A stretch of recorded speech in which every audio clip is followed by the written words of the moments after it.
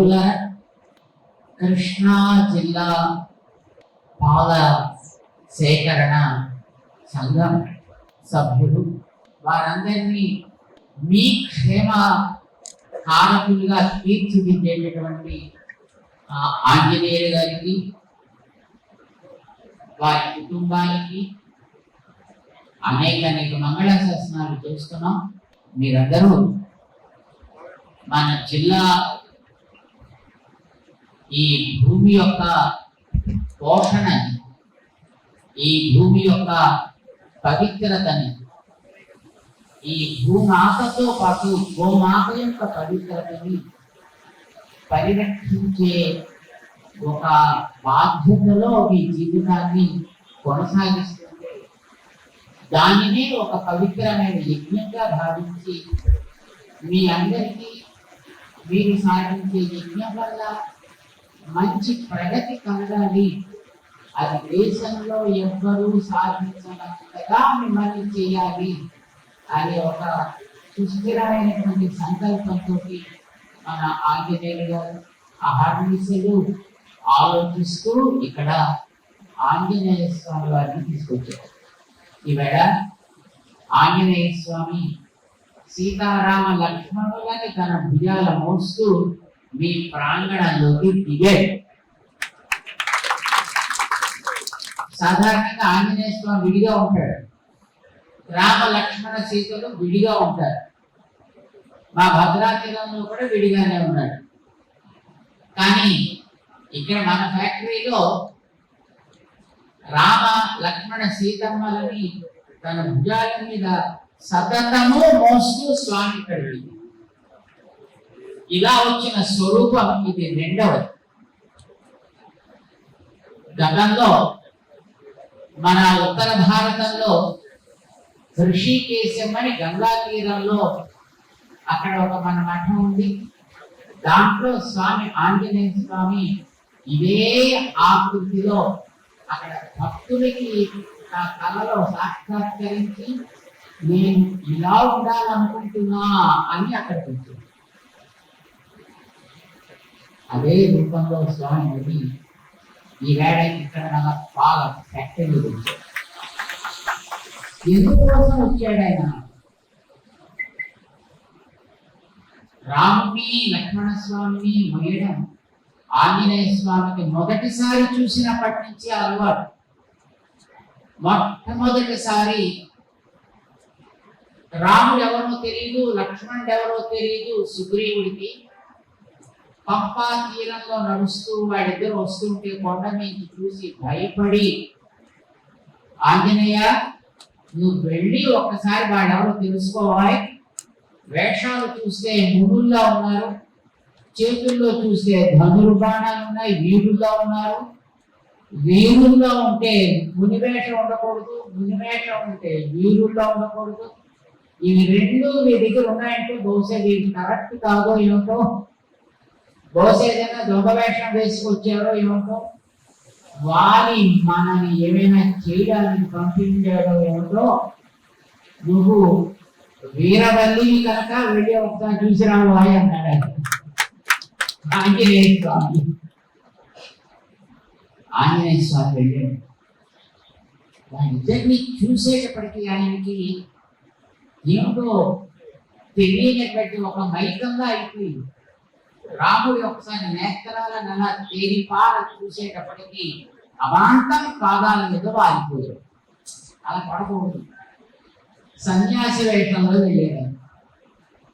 సన్యాసి అయిన వాడు ముగ్గురికి నమస్కారం పెట్టచ్చు, నాలుగో వాడికి నమస్కారం పెట్టకూడదు. ఎవరెవరికి పెట్టచ్చు?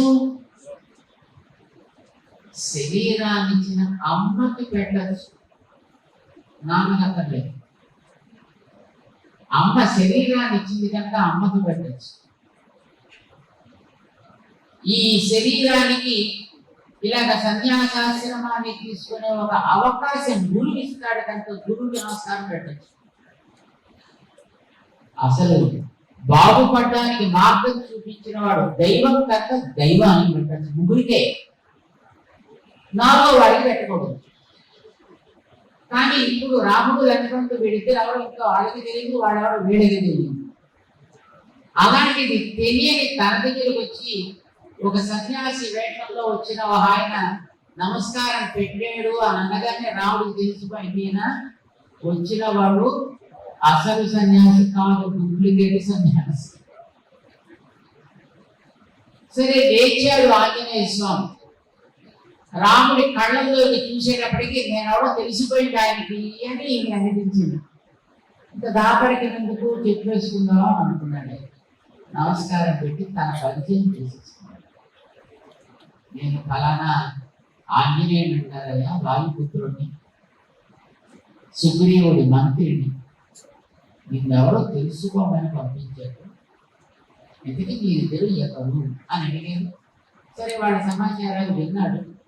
అక్కడ చూస్తే చిన్నపిల్లలు, వాడినే ఇంకా అప్పటికి పెద్ద వయస్సు ఏం లేదు, 26 ఏళ్ళు వచ్చినప్పుడు అడవుల్లోకి వచ్చారు. అప్పటికి 13 ఏళ్ళు అయింది. అంటే ఎన్నేళ్ళు ఉంటాయంటే రాముడికి 39 ఏళ్ళ వయస్సు. 19 ఏళ్ళు అంటే మరి పెద్ద వయసు ఏం కాదు కదండి, ఇంకా యువకుడు అన్నట్టే లెక్క. అలాంటి పాపం యువకులు సుగ్రీవుడి దగ్గరికి తీసుకెళ్ళడానికి అలా స్టీప్గా నిటారుగా ఉంటుంది ఆ విషయం, ఒక పర్వతం. పాపం ఇద్దరు పిల్లలు లేక లేక పర్వంలో ఉన్నారేమో, ఎక్కడ కష్టపడతారు పాపం వీళ్ళిద్దరు అని. సరే మీ ఇద్దరికి ఇబ్బంది లేదు అని నా భుజం మీద ఎక్కి కూర్చోండి, మిమ్మల్ని తీసుకెళ్ళిపోతా అని రాముని లక్ష్మణ స్వామిని తన 2 భుజాల మీద ఎక్కించుకుని నేడు కొండ మీద ఊరుకుంటూ వెళ్ళిపోయాడు. వాళ్ళకి అది అలవాటు. తర్వాత సరే జరగాల్సిన ఏదో జరుగుతోంది. చాలా కాలం తర్వాత సముద్రం నుంచి సేతువు కట్టాక రాముని లక్ష్మణ స్వామిని బయటికి తీసుకువెళ్ళాలి కనుక రామచంద్రుడినేమో ఆంజనేయ స్వామి భుజం మీద ఎక్కించుకుంటే అందరూ వచ్చి లక్ష్మణ స్వామి నేను ఎక్కించుకుంటానరా, వాళ్ళు ఇద్దరిని ఎక్కించుకునే ఛాన్స్ పోయింది, ఒకరినే ఎక్కించుకోగలిగారు. కానీ ఆంజనేయ స్వామికి అప్పటి మనసులో కోరిక ఉండేది, రాముణ్ణి లక్ష్మణ స్వామిని సీతను ముగ్గురిని కలిపి ఎక్కించుకోవాలి. లంకలో యుద్ధం అయిపోయిన తర్వాత కొన్ని ఎక్కించుకుంటారంటే విభీషణుడు వారికి పుష్పక విమానాన్ని నిలబెట్టి ఇద్దరు ఎక్కడ త్వరగా వెళ్ళిపోతారు అన్నారు. రాముడు సరే వెళ్ళిపోవాలి అర్జెంటు, అవును నా భక్తుడు నా కోసం వెయిట్ చేస్తున్నాడు అంటే ఎక్కువ ఆలస్యం కావడానికి వీలు లేదు అంటే నో ప్రాబ్లం అయ్యా, ఇందులో ఎక్కి కూర్చుంటే నీకు 2.5 అవర్స్లో మీ ఊరు వెళ్ళిపోతావు అన్నాడు. సరే ఎక్కేసి కూర్చోండి. అప్పుడు ఛాన్స్ పోయింది. ఇంకా తర్వాత మళ్ళీ ఛాన్స్. ఎప్పటికైనా పాపం సీతమ్మ వారిని ఎక్కించుకోలేకపోయిన కొరత ఆంజనేయ స్వామి ఉండిపోయింది. ఇప్పుడు మీ దగ్గర వచ్చేది దీన్ని మా ఆంజనేయుడు గారి యొక్క కోరిక చేత ఆ ఆంజనేయ స్వామి వారి యొక్క కోరిక కాస్త రామ లక్ష్మణ సీతమ్మ ముగ్గురిని కూడా హాయిగా తన భుజం మీద ఎక్కించుకుని ఎప్పుడూ భక్తులకి సతతము తన యొక్క కరుణ కటాక్షాన్ని రాముడు అందించేట్టుగా చేసే ఒక అవకాశం కలిగిందని ఆంజనేయ స్వామి గుళ్ళో ఇందాక నేను చూసాను, లోపల ఉండి చాలా ఆనందంగా ఉన్నాడు మీ ఊరు. ఎందుకంటే మీ పాల కేంద్రం మన దేశంలో ఉండే కేంద్రాలకి ఒక ఆదర్శంగా ఉంది. ఇందాక చెప్పారు ఆంజనేయ గారు లెక్కలన్నీ. మన దేశంలో పాల కేంద్రాల్లో బాగా పేరు కన్నది గుజరాత్లో ఉండేటటువంటి ఆనంద్ కేంద్రం. కానీ వాటించే దాని కంటే కూడా ఎక్కువ ఇస్తూ అంతకంటే ఎక్కువగా రైతుల విషయంలో పాల సరఫరా చేసేటటువంటి ఆ రైతన్నల యొక్క బాగోగుల గురించి పట్టించుకునేటటువంటి కేంద్రం మన కృష్ణా జిల్లా ఈ పాల కేంద్రానికి సంబంధించినటువంటి ఈ సముదాయం, ఈ సంఘం. ఇందాక వాళ్ళకు మంచి మాటలు చెప్పారు. దాని గురించి నేను అధ్యక్షుడు అన్నారు, మా వాళ్ళంతా పాక సభ్యులు అన్నారు. కానీ మాకు నిజమైన యజమానులంతా వీళ్ళేనండి. మీరందరూ యజమానులు, మీరందరూ పెంచి పోషించుకునేటటువంటి ఒక సంతానం ఈ పాల ఉత్పత్తిదారుల యొక్క ఈ కేంద్రం గారు, వారితో పాటు ఎండి గారి దగ్గర నుంచి ఉండేటటువంటి మిగిలిన పాలక వర్గం అంతా కూడా తీసుకుని వారందరూ మీ సేవ, గోసేవ, భూమాత సేవ చేస్తున్నారు. మాకు చాలా సంతోషంగా ఉంటుంది ఇలాంటి సేవ చేసే వాళ్ళని చూస్తే.